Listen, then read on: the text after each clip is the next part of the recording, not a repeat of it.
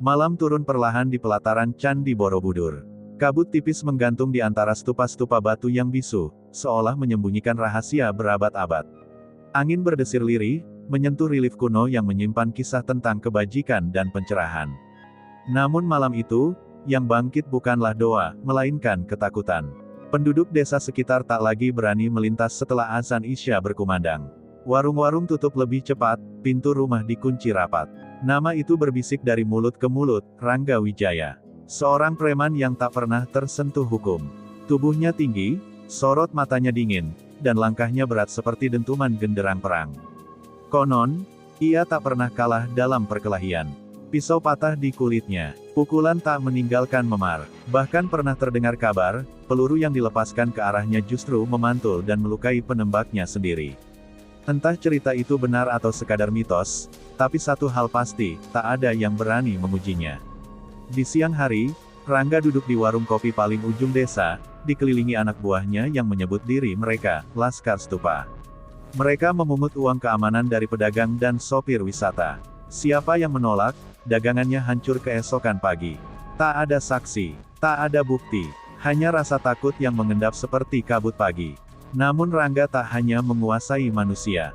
Setiap malam, ia berjalan sendirian menaiki tangga batu Borobudur. Tanpa senter, tanpa rasa ragu, seolah ia hafal setiap sudut dan bayangan. Beberapa penjaga pernah melihatnya berdiri lama di antara stupa berlubang, wajahnya menengadah ke langit, bibirnya bergerak seperti sedang berbicara dengan sesuatu yang tak terlihat. Malam itu, seorang penjaga tua bernama Pak Wiryo mengikutinya dari kejauhan. Jantungnya berdegup keras ketika melihat Rangga meletakkan telapak tangannya pada relief kuno. Udara mendadak berubah dingin. Burung-burung yang biasa bertengger di sekitar candi terbang mendadak, memecah sunyi. Dan dari celah stupa, terdengar gema rendah, seperti bisikan dari dalam perut bumi. Rangga tersenyum tipis. Matanya memerah sesaat, lalu kembali normal. Batu di bawah telapak tangannya bergetar halus. Pak Wiryo gemetar, lututnya nyaris tak sanggup berdiri. Ia bersumpah melihat bayangan besar berdiri di belakang Rangga, bukan manusia, bukan pula hewan, melainkan siluet raksasa yang menyatu dengan kabut. Keesokan paginya, kabar menyebar cepat, salah satu pedagang yang menolak membayar uang keamanan ditemukan pingsan di pelataran candi, tubuhnya kaku seolah kehilangan jiwa. Tak ada luka, tapi matanya kosong, dan di dinding batu dekat tempatnya ditemukan, terukir goresan baru, sebuah simbol asing yang belum pernah terlihat sebelumnya. Sejak hari itu, orang-orang tahu, Borobudur bukan lagi sekadar warisan leluhur. Ia telah memiliki penguasa baru. Simbol asing yang terukir di dinding batu itu membuat geger warga desa. Garis-garisnya melingkar rumit, menyerupai mandala yang terdistorsi, namun di tengahnya terdapat guratan seperti tetesan darah yang mengering. Para tetua desa bersumpah simbol itu tak pernah ada sebelumnya di dinding Candi Borobudur. Seolah-olah batu purba itu sendiri telah dilukai oleh tangan yang tak kasat mata. Pak Wiryo tak bisa tidur sejak malam ia melihat bayangan raksasa di belakang Rangga. Ia tahu ini bukan sekadar aksi premanisme. Ada sesuatu yang lebih tua, lebih gelap, yang sedang dibangunkan. Ia pun mendatangi satu-satunya orang yang mungkin memahami pertanda itu, Ki Jatmiko, juru kunci yang telah puluhan tahun menjaga candi. Ki Jatmiko terdiam lama saat melihat simbol tersebut. Wajahnya yang keriput menegang. Dengan suara bergetar, ia berkata bahwa simbol itu menyerupai segel kuno, segel yang dahulu digunakan untuk mengunci energi tertentu agar tidak bangkit kembali. Ini bukan lambang kekuatan, bisiknya lirih, ini tanda pembebasan. Sementara itu, Rangga semakin menjadi-jadi. Laskar Stupa kini tak hanya memeras pedagang, tetapi juga menguasai jalur masuk wisata malam. Siapapun yang ingin mengambil gambar atau sekadar duduk menikmati sunyi Borobudur harus mendapat izin darinya. Rangga berdiri di pelataran seperti raja tanpa mahkota, tatapannya menyapu siapa saja yang berani menentangnya. Namun jauh di dalam dirinya, sesuatu mulai berubah. Setiap kali malam tiba, ia mendengar bisikan yang sama, suara berat tanpa sumber, memanggil namanya dari kedalaman batu. Ia bermimpi tentang lorong sempit di bawah candi, tentang ruangan gelap dengan dinding basah oleh rembesan tanah, dan tentang altar batu dengan retakan menyerupai simbol yang kini terukir di atas. Mimpi itu bukan sekadar bunga tidur. Beberapa tahun lalu, saat Rangga masih menjadi pemuda yang dipermalukan dan diusir dari desa karena fitnah pencurian, ia pernah menemukan lorong tersembunyi di sisi barat candi. Dalam keputusasaan dan amarahnya, ia masuk tanpa tahu bahwa langkah itu akan mengubah hidupnya selamanya. Di ruang bawah tanah itulah ia menemukan batu hitam berbentuk silinder, dikelilingi ukiran kuno yang hampir terhapus waktu. Dalam keadaan marah dan putus asa, ia melukai telapak tangannya sendiri dan meneteskan darah ke atas batu itu, bersumpah akan mengambil kembali harga dirinya dengan cara apapun. Saat darahnya menyentuh permukaan batu, tanah bergetar pelan, dan suara itu pertama kali menjawab sumpahnya. Kini, suara itu semakin jelas. Ia tak lagi sekadar membisikkan kekuatan, tetapi menuntut sesuatu sebagai balasan. Rangga mulai merasakan panas menjalar di bawah kulitnya, seperti bara yang tak pernah padam. Ia sadar, kekuatan yang ia banggakan bukanlah hadiah. Ia adalah utang. Dan utang itu perlahan jatuh tempo. Sejak pengakuan Ki Jatmiko tentang segel yang terbuka, suasana di sekitar Candi Borobudur berubah drastis.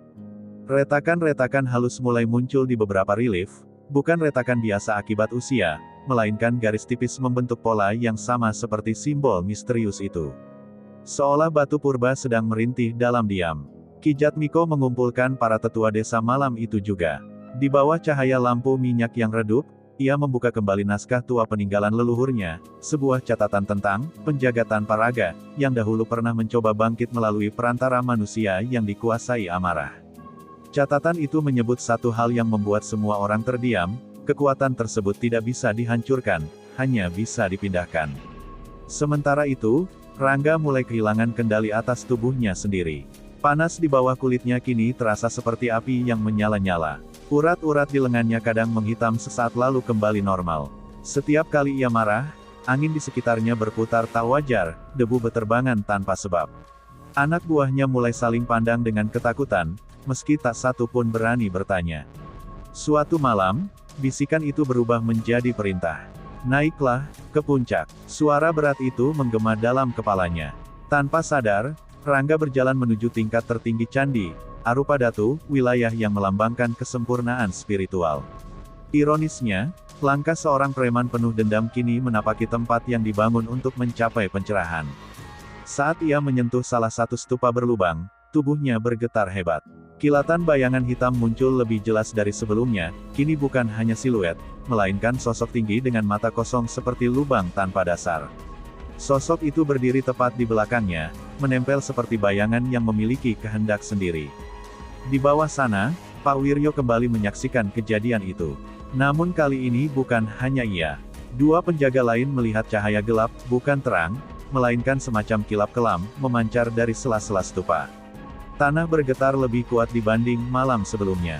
Beberapa batu kecil runtuh dari sisi tangga, jatuh memecah sunyi. Keesokan paginya, kabar buruk menyebar, satu bagian kecil relief di sisi timur retak memanjang. Para arkeolog menyebutnya aneh, karena struktur itu seharusnya kokoh. Ki Jatmiko tahu ini bukan kebetulan. Energi yang dibangkitkan Rangga sedang menggerogoti fondasi spiritual Borobudur, bukan menghancurkannya secara fisik, melainkan merusak keseimbangannya. Dan di dalam dirinya, Rangga mulai menyadari sesuatu yang mengerikan. Setiap kali kekuatannya bertambah, wajahnya di cermin tampak semakin asing. Matanya tak lagi sepenuhnya miliknya. Di balik pantulan itu, ada sesuatu yang menatap balik, dan tersenyum. Retakan di sisi timur Candi Borobudur membuat pihak pengelola memanggil seorang arkeolog muda dari Yogyakarta, Satria Mahendra. Ia dikenal cerdas, teliti, dan terlalu rasional untuk percaya pada hal-hal gaib.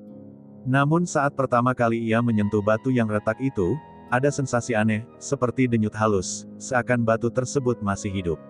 Satria memperhatikan pola retakan yang membentuk simbol menyerupai mandala terdistorsi. Ia membandingkannya dengan foto dokumentasi lama. Tidak ada tanda serupa sebelumnya. Ini bukan sekadar kerusakan alam. Polanya terlalu presisi, terlalu disengaja. Di desa, ia mendengar nama Rangga Wijaya disebut dengan nada setengah berbisik. Preman sakti, kebal senjata, penguasa malam Borobudur. Satria bukan orang yang mudah percaya mitos, tapi ia tidak menutup kemungkinan bahwa ada hubungan antara kekacauan sosial dan kerusakan struktur. Ia memutuskan untuk menemui Ki Jatmiko. Ki Jatmiko menyambutnya dengan tatapan yang penuh beban. Tanpa banyak basa-basi, sang juru kunci menunjukkan naskah kuno tentang penjaga tanpa raga. Satria membaca dengan napas tertahan. Di dalamnya tertulis tentang energi kuno yang disegel di bawah candi, energi yang hanya bisa bangkit jika dipanggil dengan darah dan sumpah dendam. Anak muda itu membuka sesuatu, ucap Ki Jatmiko pelan. Dan sesuatu itu tidak datang untuk melindungi. Satria mulai menyelidiki lorong-lorong tersembunyi di sisi barat candi. Ia menemukan bekas goresan pada batu yang lebih baru dari struktur aslinya. Ada noda gelap yang telah mengering di sela-sela celah sempit.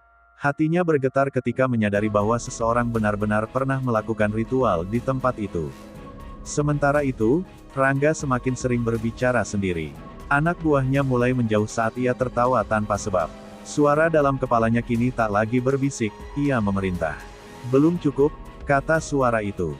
Segel belum sepenuhnya hancur. Tubuh Rangga bergetar tiap kali perintah itu datang, seolah jiwanya sedang ditarik keluar perlahan.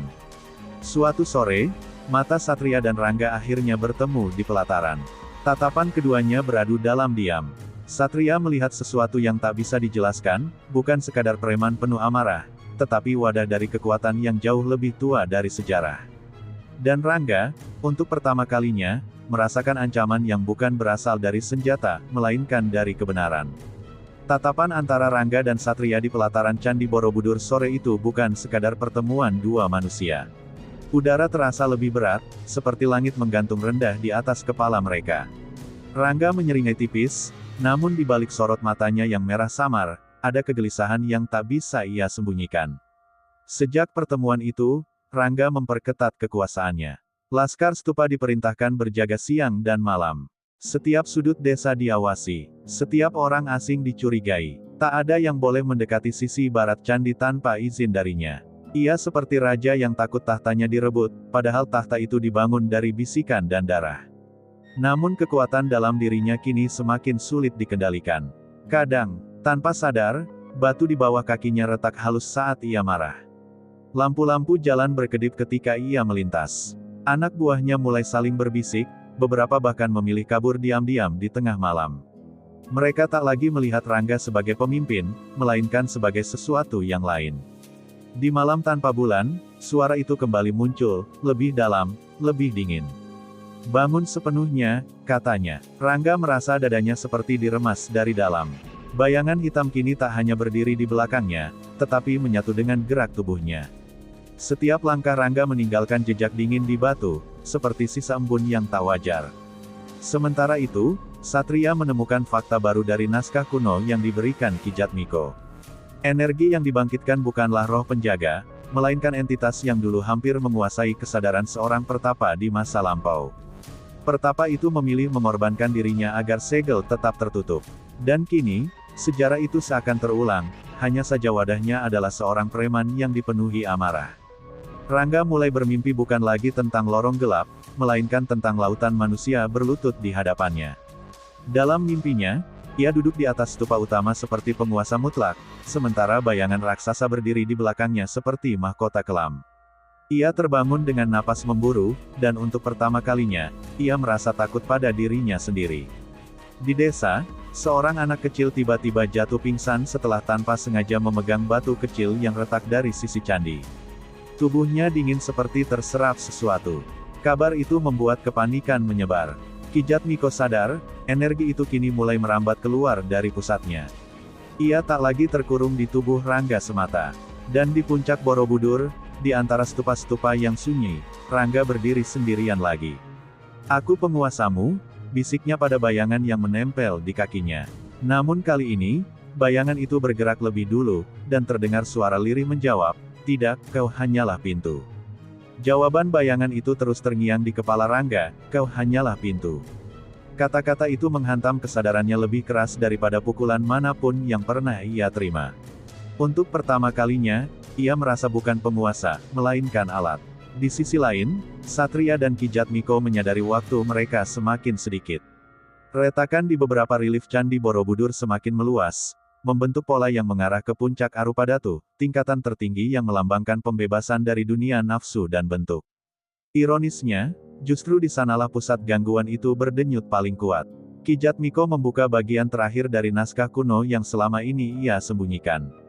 Tertulis bahwa energi itu tersegel tepat di bawah poros utama candi, di titik yang menyatukan seluruh struktur. Jika segel itu hancur sepenuhnya, bukan hanya bangunan yang terdampak, tetapi kesadaran manusia di sekitarnya bisa terpengaruh oleh gelombang kegelapan yang dilepaskan. Satria menyimpulkan sesuatu yang membuat darahnya berdesir, entitas itu membutuhkan wadah manusia untuk menembus dunia nyata. Rangga bukan sumber kekuatan, ia hanyalah medium. Dan semakin lama ia membiarkan dirinya dikuasai, semakin tipis batas antara dunia manusia dan sesuatu yang lebih tua dari sejarah. Malam itu, angin di puncak Arupadatu berputar tak biasa. Langit gelap tanpa bintang. Rangga berdiri di antara stupa berlubang, napasnya berat. Bayangan hitam kini tidak lagi samar, ia menjulang setinggi stupa utama, wujudnya seperti asap pekat yang memiliki mata.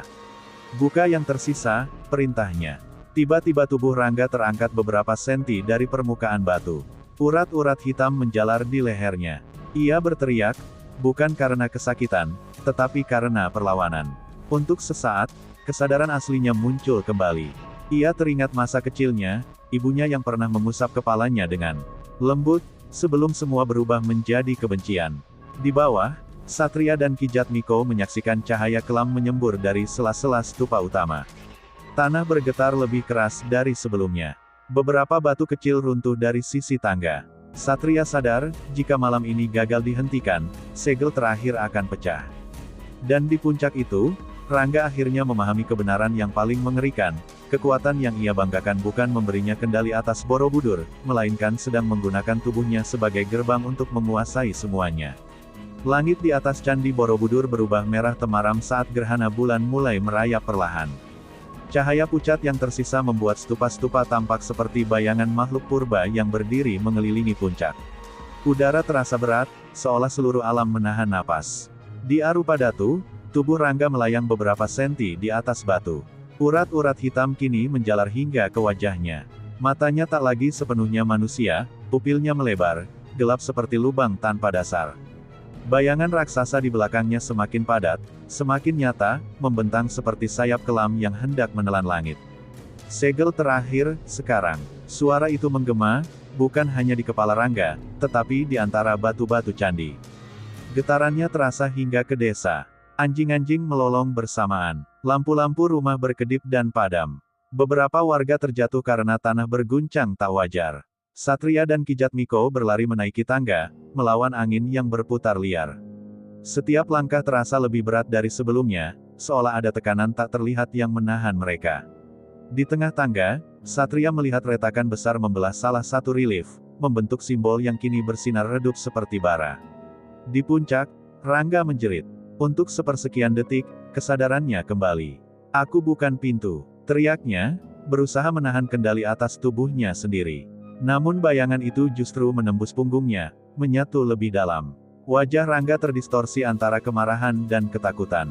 Gerhana mencapai puncaknya. Bulan sepenuhnya tertutup. Seketika, semburan cahaya gelap meledak dari stupa utama. Batu-batu bergetar keras. Debu beterbangan seperti badai kecil. Bayangan raksasa itu mulai terpisah dari tubuh Rangga, membentuk wujud utuh yang melayang di atas candi.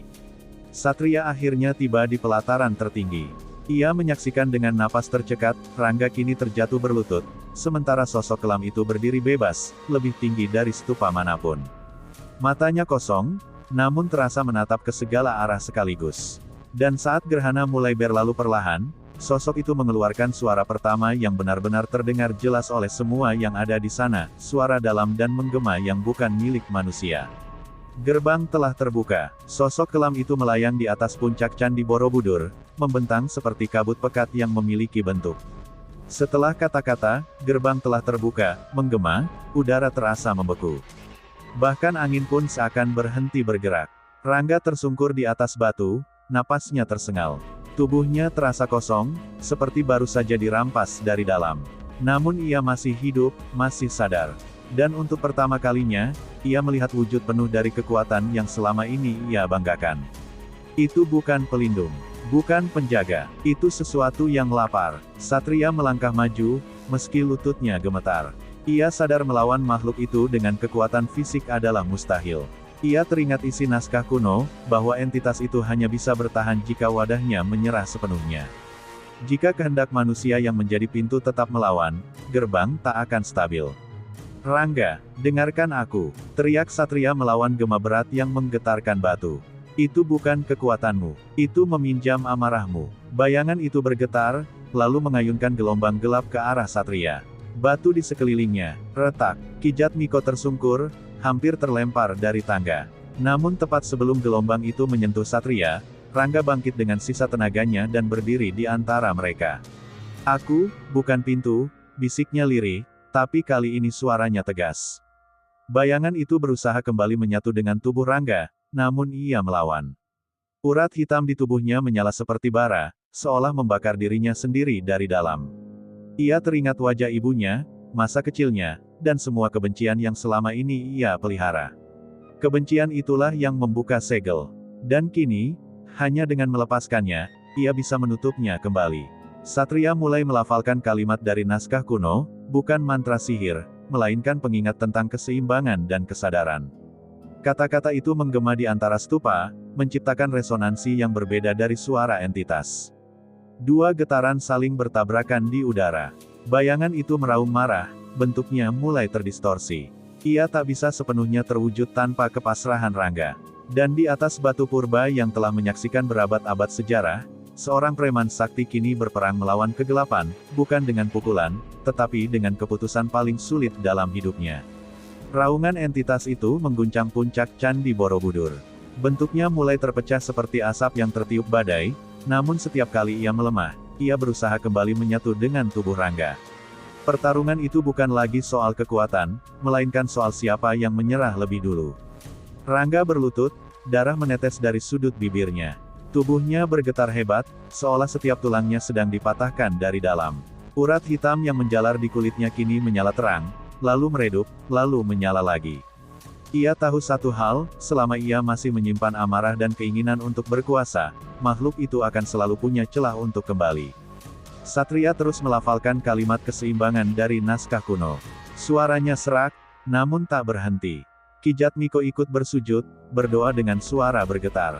Resonansi dari kata-kata mereka membuat udara bergetar, menciptakan lingkaran tak terlihat yang menahan entitas itu agar tak menyebar lebih jauh ke desa. Berikan dirimu sepenuhnya, bisik makhluk itu kepada Rangga. Kita bisa berkuasa. Mereka yang dulu merendahkanmu akan berlutut. Godaan itu tajam, sangat tajam. Bayangan masa lalu Rangga kembali muncul, wajah-wajah yang mencemoohnya, tuduhan palsu yang membuatnya terusir, rasa malu yang membakar harga dirinya. Untuk sesaat, matanya kembali menghitam. Namun kali ini, ia tersenyum pahit. Aku lelah, katanya pelan. Aku tak mau jadi pintu lagi. Dengan sisa tenaga yang ia miliki, Rangga berdiri dan melangkah menuju stupa utama, titik pusat energi. Ia menempelkan kedua telapak tangannya ke batu yang bergetar itu. Urat hitam di tubuhnya menyala paling terang, seperti sumbu terakhir sebelum padam. Satria menyadari apa yang akan terjadi. Rangga, jangan. Tapi sudah terlambat. Dengan teriakan yang memecah malam, Rangga menarik seluruh sisa energi entitas itu kembali ke dalam tubuhnya. Bayangan raksasa itu mengerut, berputar, lalu tersedot masuk seperti pusaran gelap yang dipaksa kembali ke wadahnya. Detik berikutnya, cahaya putih menyilaukan meledak dari puncak Borobudur. Getaran berhenti, angin mati, suara lenyap. Saat cahaya mereda, Rangga masih berdiri, namun matanya kosong. Urat hitam itu hilang. Bayangan tak lagi terlihat. Ia menoleh pelan ke arah Satria, dengan tatapan yang kini sepenuhnya manusia. Tubuh Rangga terbaring tak bergerak di puncak Candi Borobudur. Cahaya putih yang tadi meledak kini benar-benar lenyap, menyisakan langit yang perlahan kembali menampakkan bulan yang utuh. Gerhana telah berlalu, angin yang sempat membeku kini berhembus pelan, membawa hawa dingin yang terasa bersih. Satria berlari menghampiri. Ia berlutut, memeriksa denyut. Nadi Rangga, lemah, sangat lemah. Namun masih ada. Urat-urat hitam yang dulu menjalar di tubuhnya kini menghilang tanpa bekas, seolah tak pernah ada. Retakan di beberapa batu yang tadi bersinar kini meredup, berhenti menyebar. Kijat Miko berdiri gemetar, memandangi stupa utama. Ia bisa merasakan sesuatu telah kembali ke tempatnya. Bukan dihancurkan, melainkan dikunci ulang. Namun kali ini bukan oleh ritual kuno atau segel batu, melainkan oleh keputusan seorang manusia yang akhirnya memilih melepaskan dendamnya. Beberapa hari kemudian, desa kembali perlahan ke ritmenya. Warung-warung buka seperti biasa. Anak-anak kembali bermain menjelang senja. Laskar Stupa bubar tanpa komando, sebagian pergi meninggalkan desa, sebagian memilih bekerja jujur untuk pertama kalinya dalam hidup mereka. Rangga sendiri tak pernah benar-benar kembali seperti dulu. Ia selamat, tapi kekuatannya hilang sepenuhnya. Tatapannya tak lagi keras, melainkan kosong dan tenang. Ia memilih meninggalkan desa tanpa banyak kata, berjalan sendirian saat fajar menyingsing. Tak ada yang tahu kemana ia pergi. Satria menyelesaikan laporannya tentang retakan dan fenomena aneh itu dengan bahasa ilmiah yang hati-hati. Tak ada satupun kalimat tentang bayangan raksasa atau gerbang kegelapan. Beberapa hal, pikirnya, memang tak ditakdirkan untuk ditulis dalam jurnal, cukup menjadi pelajaran yang disimpan dalam ingatan. Ki Jatmiko kini setiap malam duduk lebih lama di pelataran, berdoa dalam sunyi. Ia tahu keseimbangan telah kembali, tapi ia juga tahu bahwa manusia selalu memiliki dua sisi, terang dan gelap. Selama amarah dan keserakahan masih ada, selalu ada kemungkinan pintu lain terbuka. Dan di antara stupa-stupa yang diam, Borobudur berdiri seperti biasa, megah, sunyi, dan agung. Namun bagi mereka yang pernah menyaksikan malam gerhana itu, tempat ini tak lagi sekadar warisan sejarah. Ia menjadi saksi bahwa bahkan seorang preman sakti pun, pada akhirnya, bisa memilih untuk tidak lagi menjadi pintu bagi kegelapan.